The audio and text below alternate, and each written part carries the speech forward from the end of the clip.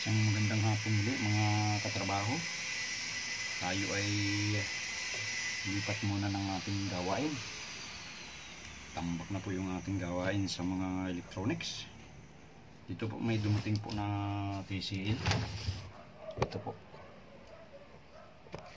TCL po siya.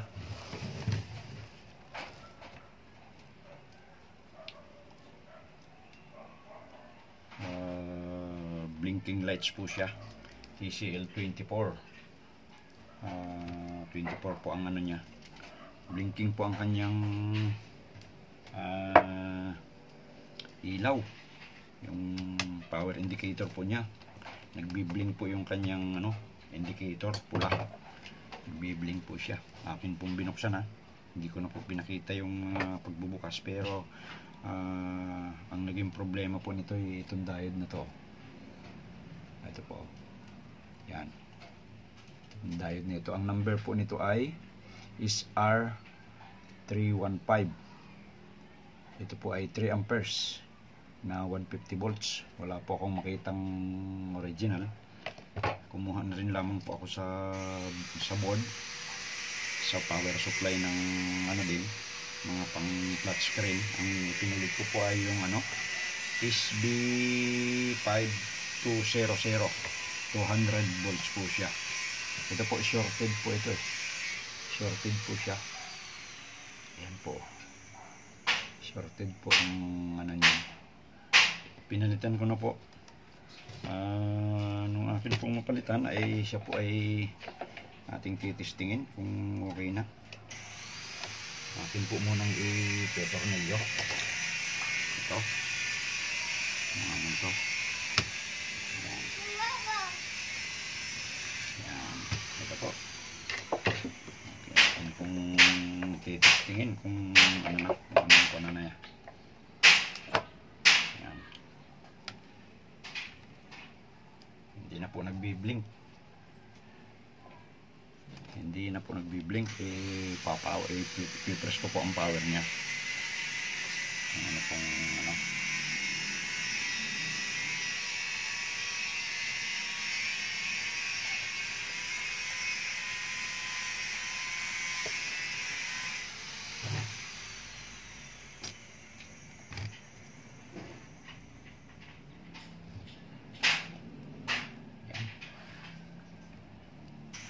ayan po, mayroon na po siya.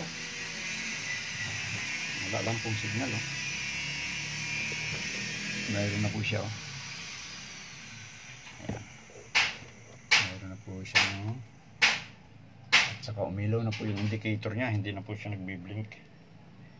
Ayun po. Ayan. Tingnan po natin kung anong niya. Ayun, nakakon po siya. Ayan po. Ayan.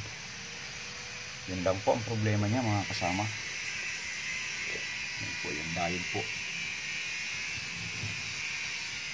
Ayan lang po yung diode niya. Ayan. Okay na po siya. Sasaraduhan na po natin. Saka po natin titistingin.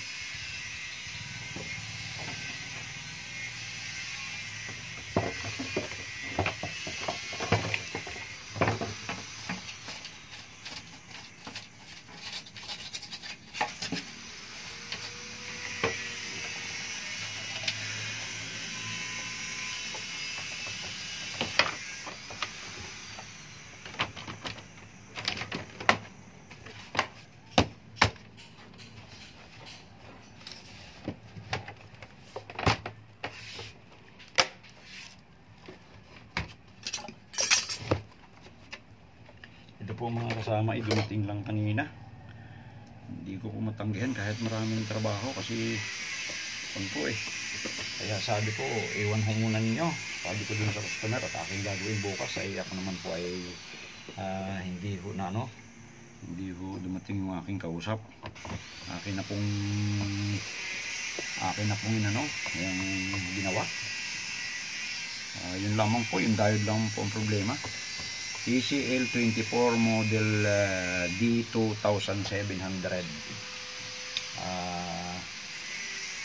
Ang sira lang po niya, blinking lights po ito.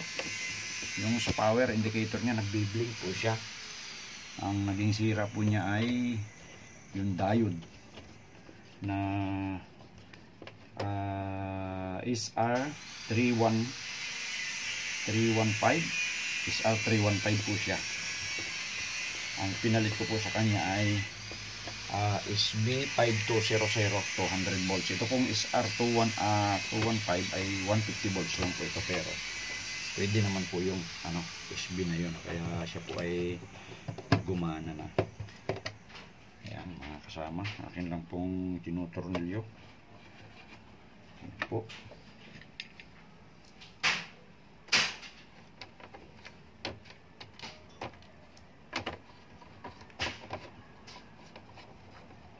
Ayan.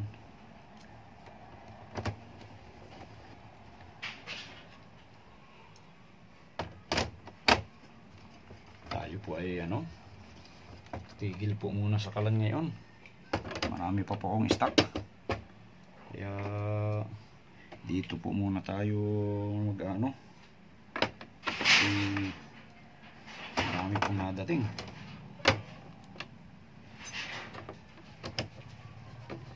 Ayan. Ito na po mga kasama.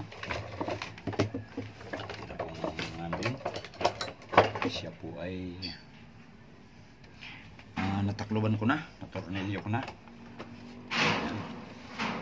Yan po mga kasama, pagka kayo naka-encounter ng gayon na blinking 24, may posibilidad po na ang sira ngayong mga diode.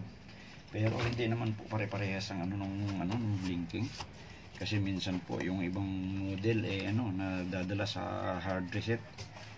Pero ito po wala po kasi itong yung reset. Wala yung butas ng reset. Ito po ang likod niya. Yan po, walang reset. Kaya ito po ay aking binuksan. At akin pong troubleshoot. Ayun po yung diode. Yan po siya. Yan. Yan po natin. Press po natin ang power.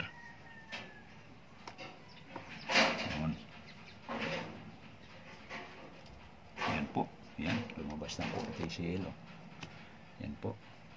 Simple lang po ang sira niya, yung diode lang po. Yan mga kasama. Wala pa lang po akong walang malayo yung aking antena. Pero okay na po siya. Gumana na, hindi na po siya at saka nagkaroon na po siya ng screen. Kaya mga kasama, kung inyo pong nagustuhan yung aking sinare sa inyo, hit ang notification, paki-subscribe po, paki-like and share para sa susunod na mga video ay kayo po ay palaging updated sa akin. Maraming salamat po. Pagpalain po tayo ng ating Panginoon.